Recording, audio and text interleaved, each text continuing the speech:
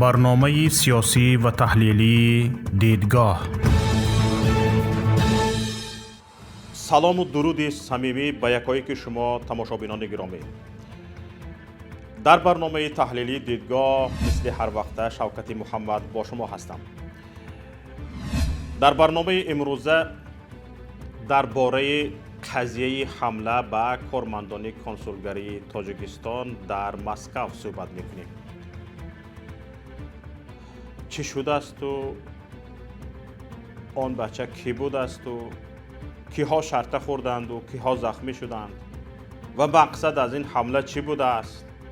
آیا این حمله بوده است یا نه؟ در دوام برنامه خواهیم دانست.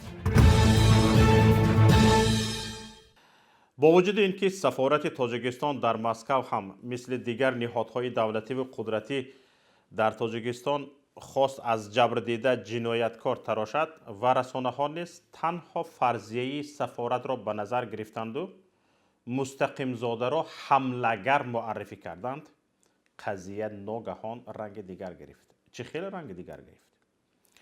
شاهدان پیدا شدند که میگویند تنها گناه شامل مستقیم زاده این بوده است که طلب تراشیدن ریشش برای گرفتن عکس به شناسنامه را رد کرده است. این مردک رفته است به کنسولگری برای شناسنامه‌گیری. برای شناسنامه‌گیری رسم گرفتن لازم است. وقتی رسم گرفتنی شده است، رسمگیرک گفته است ریشت رو بگیر. این گفته است نمیگیرم، همین خیل بگیرید رسمم را. بعد خرخشه سر شده است. بعد چند ثانیه بحث لفظی 4 کارمند کنسولگری به این شامل در میافتند و شدیداً این بچه را لطوکوب میکنند. شام دیروز یک شاهدی این حادثه ضمن پخش مستقیم برنامه پرنده های مهاجر در کانال یوتیوبی پیام تیوی زنگ زده چگونگی حادثه را قصه کرد. او گفت هیچ گونه حمله از جانب مستقیم زاده صورت نگرفته است و کارمندان کنسولگری به خاطر ریشش او را لطوکوب کردند. حالا تماشابینان گرامی دقت دهید، برای چی من این موضوع را امروز اختیار کردم؟ برای چی ما در این باره گپ میزنیم؟ حتما خواهید دانست. ببینید در برنامه دیروزه که اپای صاحب سعیدی گرفته می برد، این شاهد از سنت پترزبورگ به مسکو آمده است تا در پیکتی طلبی آزادی عزت امان شرکت کند. گفت که در شاهدی ما که حدودی 15 نفر بودیم، 4 کارمند کنسولگری او را به حد زدند که یاری تعجیلی آمده با مشکل به خود آورد. چنان زدند که نکداون شده است. به سوال اپای صاحب درباره اینکه آیا آن جوان واقعا کار داشت و به کارمندان سفارت حمله کرد، این شاهد پاسخ داد که این دروغ محض است. این جوان حتی در تظاهرات شرکت نداشت. برای شناسنامه یا کدام حجت دیگر آمده بود و برای ریشش بین او و کارمندان کنسولگری خرخشه شد و سخت لطوکوبش کردند. این بچه میگوید که در روسیه به خصوص مسکو سری قدم پلیس است. پلیس تفتیش میکند و کسی حق ندارد کارد یعنی سلاح سرد با خود گرداند. حتی برای ناخونگیری که کارچه دارد غم میدهند. من بسیار همین و شما گوش کرده سادگم برنامه شما. خب اینش میبروید محبت عزت امون در دل ما هست و اش میبرد ما از عزت امون پشتیبانی میکنیم. این همش در گپ، اینا همش دروغه. من 2 روز پیش من همین عزت امونه که داشتن استرداد کردن فهمیدیم. من همین سنت پترزبورگ خیستم، وجدانم طاقت نکرد، خود پسال مسکو رفتم. اونجا به 4 کس رفتیم، 4 کس. بله دیدم. انا بعدتر ما عموما 15 کس شدیم. داشتن ملیسا خانه بردن، هم تو جریمه گفتن جواب دادن. جریمه هم نفهمیدیم که جریمه بود نبود، جواب دادن مونه. یگان کس نرفت. بعد در رده آزاده اعلان کردند که یک کیمچیف تروریست بوده است، چی بوده است و کنسول تاجیکستان زده است. این دروغه، این گپ در پیش مهون. 4 نفر کنسول تاجیکستان این بچه برای آنکه رشته گیر برش صورت نگیر گفتم، رشته گیر گفتم این نمیگیرم گفت، زدنش به درجه زدن که سکور پاموش آمده حل یاردم کرشه به زور هم به خدا ورشه. فهمه. انا ما یک شمجه بودم.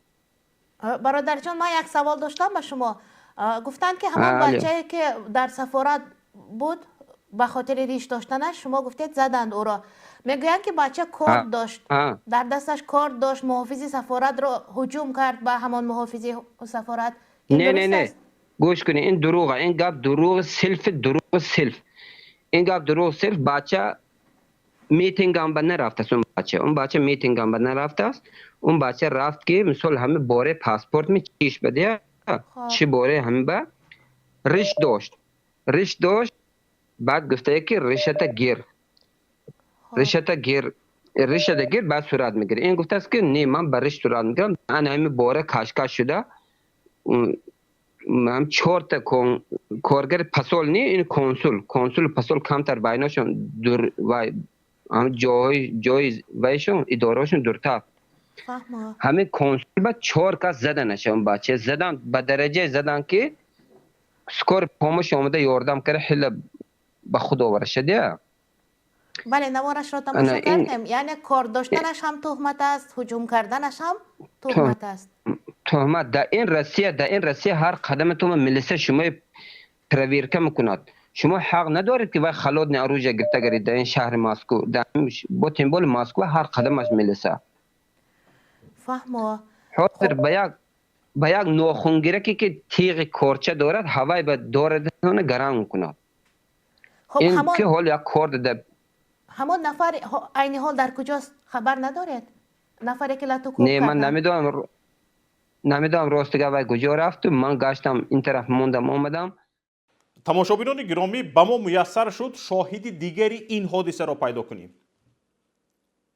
این شاهد دیگر هم که با سبب معلوم از ذکر نام و نسبش خودداری می شود، گفت که کارمندان کنسولگری از آمان روسیه بیرحمانه تر یک تاجیک خودشان را رفت و کوب کردند. چند بار از دست پلیس آمان گذشته به اینجا میایی، اینجا تاجیکان خودت لط و کوب میکنند.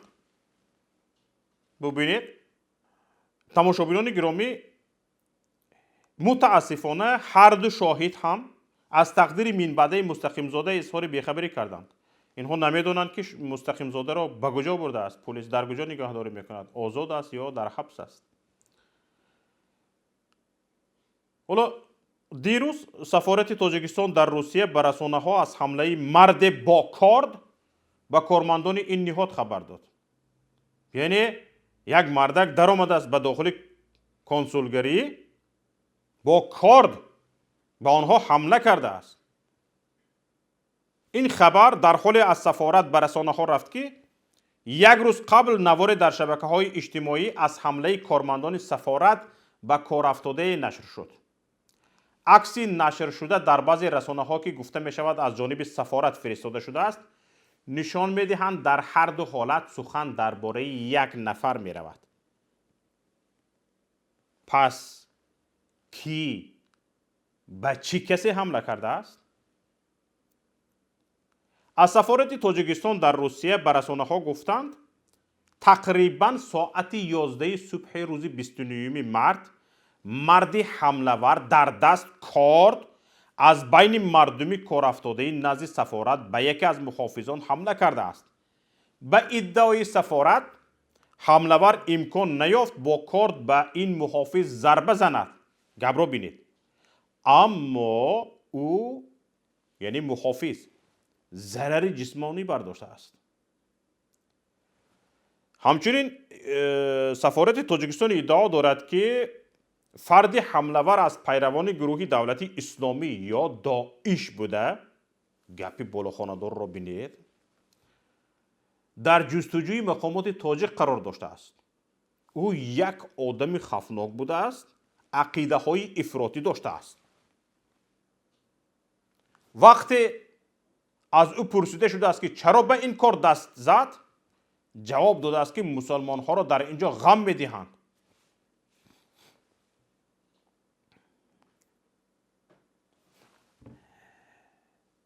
سفارت را پلیس حمایت میکند و جوان دستگیر شد.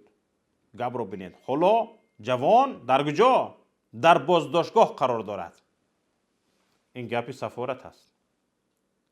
اکنون از گفته شاهدان معلوم می شود بحث با کارمندان کنسولگری بوده است، نه سفارت. بله؟ اما به گپ به رسانه ها سفارت جواب داده است. رسانه ها با استناد به سفارت از حمله ور شامل مستقیم زاده نام بردند. اما رادیوی آزادی با استناد به منبعش در سفارت تاجیکستان در روسیه نوشته است که این فرد نام و نسبش را عوض کرده است. در نواری که قبل از ادعای سفارت نشر شد دیده می شود که شامل مستقیم زاده ظاهراً در قبولگاه شعبه کارهای داخلی قرار دارد. نواربردار می گوید که به او کارمندان سفارت به خاطر ریشش حمله و لطکوب کردند. نزد او یکی از آنهایی که در نوار تظاهری نزد سفارت دیده می شد مشاهده می شود. Сознание терял? Нет.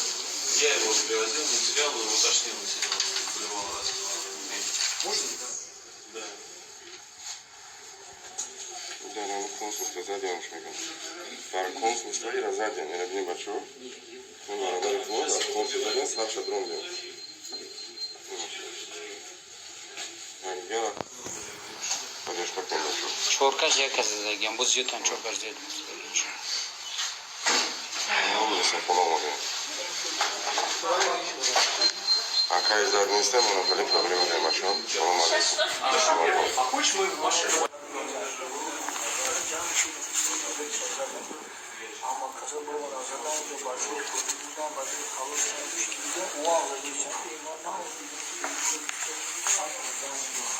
Ака барои риштит гуфтана? چند خاطر دادم یک دادم ندادم چه در برای دو بار دادم همون کسا تموم شد چی با؟ Серега,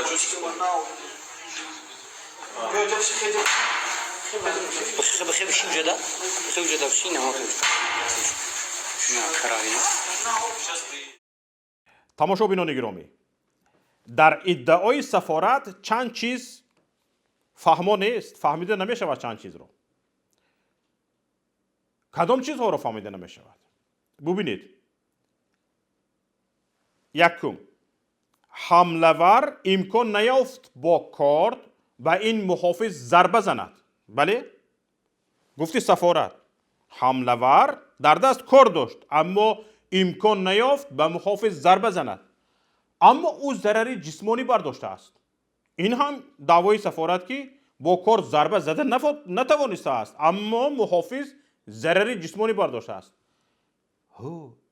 وقتی که کارد به اون نرسیده باشد از چه چیزی این محافظ جراحت برداشته است؟ شاید مستقیم زاده با ریشش بینی محافظ را خراشیده است، نه؟ چیزی دیگر، حمله‌ور از پیروان گروه دولت اسلامی یا داعش بوده در جستجوی مقامات تاجیک قرار داشته است. این دعوای سفارت بسیار ابله باید بود که در جستجوی مقامات تاجیک قرار داشته باشی به سفارت یا کنسولگری کشور بروی و گذشته از این باز در جای پر ازدحام پر از کامره و محافظان با کارت حمله کنی. این فرضیه به هیچ منطق و عقل راست نمی بیاید. این را چگونه سفارت تاجیکستان بافته برآورده است؟ حیران میشوی. چیزی دیگر، کارمندان سفارت ادعا کردند که او یک آدمی خوفناک است، یعنی مستقیم زاده شامل یک آدم خفناک بوده است، عقیده های افراطی داشته است. در صورتی که مستقیم زاده را پلیس بازداشت کرده است و پرسش را هم پلیس میگذراند. سفارتی ها چگونه، کی و در کجا معین کردند که مستقیم زاده عقیده های افراطی دارد؟ چگونه؟ در داخل خرخشه. همین که گفت ریشم رو نمیگیرم، از همین چیز معین شد.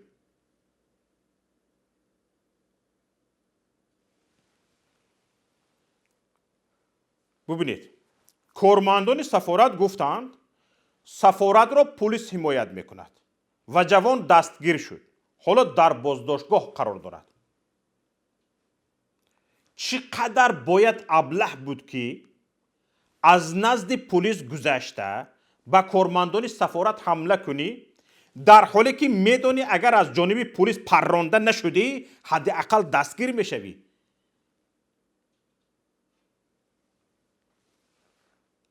کی کدام احمق این کار را میکند؟ البته نمیکند. ببینید، از همه عجایبش این که رسانه های روسی این کار در روسیه، در سفارت تاجیکستان، ببخشید در کنسولگری روی داده است این حادثه. در همین حال رسانه های روسی هیچ خبری در این باره ندادند، در حالی که حمله با سلاح به کارمند سفارت و کنسولگری سنساسیون سطح بین المللی است و اگر چنین حالت رخ دهد تمام رسانه های جهان به آن توجه میکنند. لیکن هیچ کس در این باره نگفت. فقط سفارت تاجیکستان به رسانه های تاجیکی جواب گفت. تمام. از این میبراید که در اینجا چی گپه و چی کاسه زیر نیم کاسه است. چرا سفارت عکس از کارمندان جراحت برداشتهش و گذشته از آن نوار از کامره های نظارتی اطراف سفارت نشر نکرده است؟ هر بگذار چند تاش نه، همین یک نفرش جراحت برداشت. کنی همون جراحت برداشته در گوجایش، شاید در دنبهش باشد که شرم دارد کشاده نشان دهد. چرا نشان نداد؟ اگر راست میگوید پس در کامره ها تمام حادثه ثبت شده است. درست؟ چهار طرفی سفارت کامره است. آخر بگذار نشر کنند تا مردم باخبر شود که حملگر کیست و جبر دیده کیست.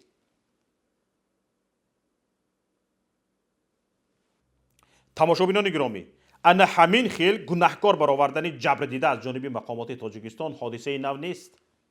سالانه ده ها چنین حادثه رسانه‌ای می شوند، اما کم واقع می شود جنایتکارانی که از جبر دیده گناهکار می تراشند تا عیب خود را پنهان کنند جزا گیرند. یکی از پرسر و صداترین حادثه که بر رسانه های خارجی هم راه یافت قضیه نیلوفر رجبووا بود. یادتان هست؟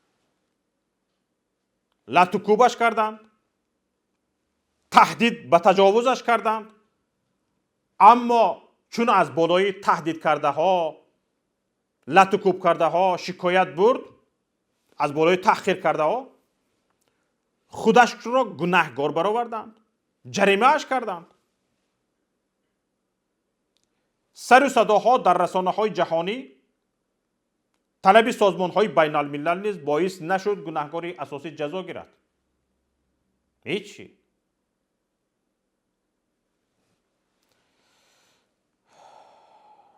حالا من باید تاکید کنم که باید بگویم که همینجا همون عزت امان حاضر در محبس است. بله، در همین حادثه نیلوفر رجبووا هم همون عزت امان بود که از نیلوفر رجبووا با صراحت دفاع کرد و پرداخت جریمه اش را به دوش گرفت. مطمئنا اگر حالا عزت امان در آزادی بود حمایه مستقیم زاده را هم به دوش می گرفت. اینجا من از تمام شاهدان حادثه لطوکوبی مستقیم زاده خواهش میکنم که از خود درک دهند و اگر کسی از آنها نوار در دست دارند به ما ارسال کنند. چیزی دیگر، حالا نام اکای ایزد امان رفت، باید یک چیز اینجا ناگفته نماند. این هم باشد اظهارات امروزه دادرمان محمد یوسف پسری اکای ایزد امان است. سلام و درود خود را با کل هموطنان عزیز میرسانم و در قضیه پدرم ایزد امان چی گفتنیم. عین حال پدرم را دیدیم و قضیه پدری من قضیه سیاسی نیست، یگان جنایت های تروریستی اکستریمیستی نیست و از دیگر گروه هایی که تروریستی اکستریمیستی دانسته می شوند و در اروپا قرار دارند، گروه 24 محمد اقبال صدرالدین و دیگر آنهایی که امروز سر و صداها بلند کرده ایستادند و دسیسه هایی که بافته ایستادند و از نام پدری من استفاده برده مردم رو به شور انداختنیان. مراجعت من به شما که به قضیه پدری من کاردار نشوید و سیاسی هم نکنید. برادر محمد یوسف، شما در چه حال هستید ما درک میکنیم. شما در چه حالت هستید، در کدام چگونه در چه حالت هستید، همش رو ما درک میکنیم برادر. اما ایزد امان فقط پدر شما نیست. حق ایزد امان در گردن تمام ملت است، شما این را بدانید. دفاع از ایزد امان این سیاسی کردن قضیه ایزد امان نیست، شما این را باید بدانید. دفاع از عزت امان این قرض گردنی یکایک شهروند تاجیکستان است. عزت امان در گردن ما حق دارد، ما باید از او دفاع کنیم تا بازداشت شدنش. عزت امان روز نگفته شب نخفته در دفاع حقوق ما مهاجران بود. حالا شما را میفریبند چنانه که دیگران را فریب کرده بودند. من یک چیز را به شما یادآور میشوم. محمد اقبال حسینی، محمد اقبال صدرالدین نه البته، محمد اقبال حسینی پسری سید عمر حسینی 6 سال پیش از محمد اقبال حسینی مقامات خواهش کردند که سر و صدا بلند نکن، درباره حبس پدرت گپ نزن، درباره بازداشت پدرت گپ نزن، بر رسانه ها اینترویو نده، پدرت آزاد می شود، هیچ گناهی ندارد. پروندهش رو بررسی میکنیم، خلاص می شود، پدر تو هیچ گناه نکرده است، ما فقط آموخته ایستادیم، تمام، صبر کن. محمد اقبال حسینی برآمد، رسانه‌ای کرد، گفت که دیگر درباره پدرم گپ نمیزنم، حالا صبر میکنیم. گفته ایستادند پدرم رو آزاد میکنند، پدرم آزاد میشود. همین قضیه پدر مرا خواهش میکنم سیاسی نکنیم، اینقدر بسیار گپ نزنیم و آرام باشیم. پدرم آزاد میشده است. نهایت کار چی شد؟ نهایت کار برادر عزیز، سید عمر حسینی حبس ابد گرفت. نه اینکه آزاد شد، نه اینکه به او یک سال معین دادند، بلکه حبس ابد دادند. به این مقامات که شما رو میبرارد در خیابان‌های دوشنبه نوار میگیرد و میگوید که بگو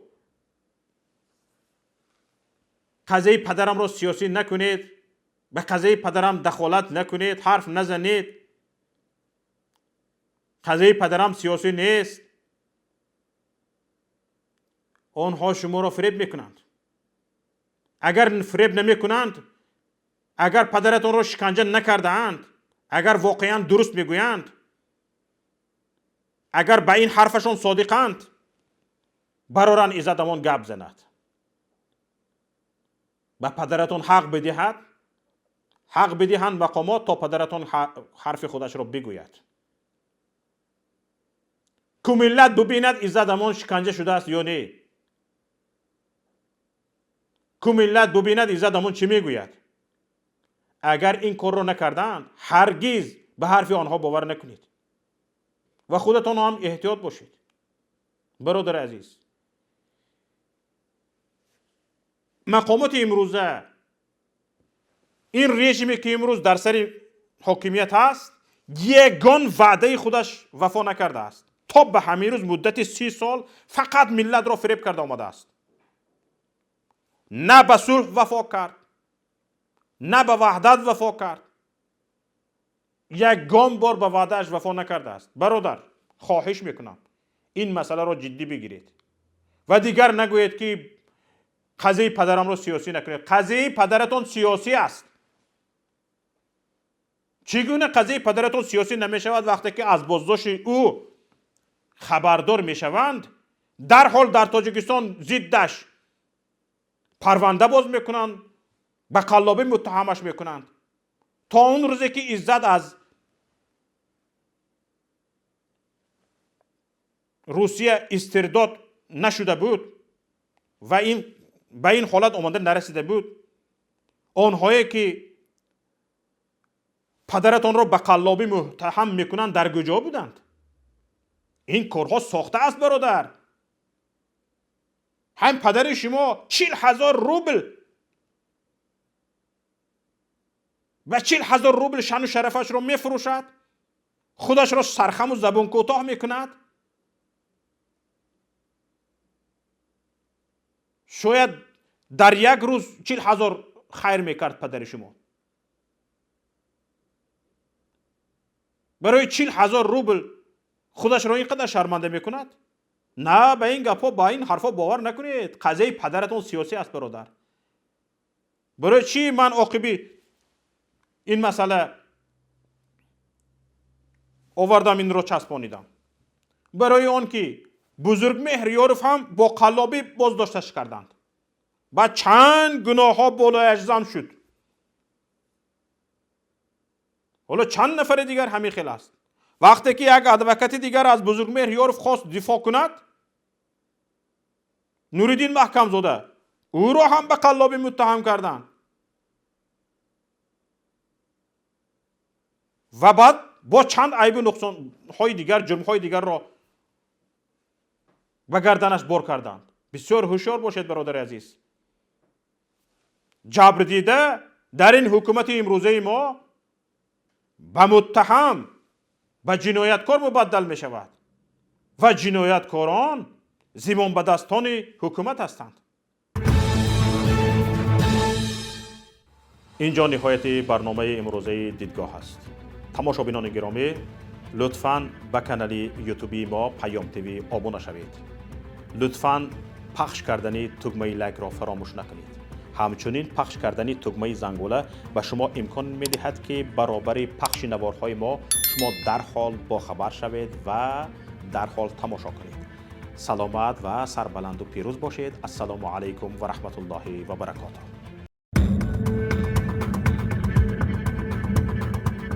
برنامه سیاسی و تحلیلی دیدگاه.